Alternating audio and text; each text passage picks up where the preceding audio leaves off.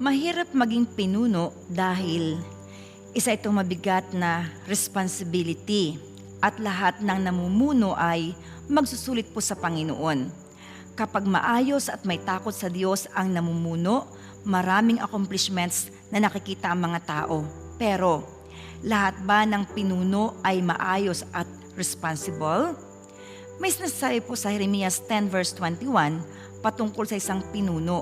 Sabi po dito, "At sumagot si Jeremias, ang aming mga pinuno'y pawang mga hangal. Hindi sila sumasangguni kay Yahweh, kaya hindi sila naging matagumpay at ang mga tao'y nagsipangalat." Sa pagkakamali ng pinuno o leader, ang naaapektuhan po ay ang mga tao na kanyang pinamamahalaan. Sabi ng Jeremiah, nangalat ang mga tao. Ano ba ang dapat gawin ng isang matalinong leader? Sumangguni sa Panginoon. Ibig pong sabihin, manalangin.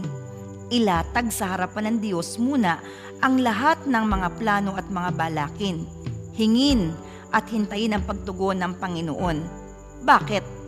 Upang maging matagumpay ang lahat ng gagawin. Kapag kasama ng isang leader ang Diyos sa lahat niyang ginagawa, wala siyang maling gagawin. Alam natin ang tama at mali dahil binigyan po tayo ng Diyos ng karunungan. Pumili po tayo ng isang maayos na leader. Hindi lang matalino kundi ang unang katangian niya dapat ay may takot sa Diyos. Ang isang leader na hindi sumasangguni sa Diyos ay hangal, sabi po ng Biblia, at hindi po siya magtatagumpay. Nais mo ba na maging maayos ang ating bansa? Nais mo ba na maging matahimik at protektahan ng Panginoon ang ating bansa? Pumili po tayo ng leader na may takot sa Diyos. Paano natin malalaman na may takot siya sa Diyos?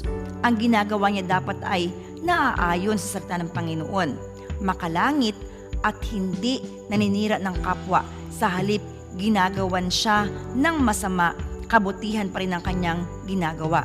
Sabi nga po ng Biblia, daigin ng mabuti ang masama. Ang puno ay makikilala sa pamamagitan ng kanyang bunga.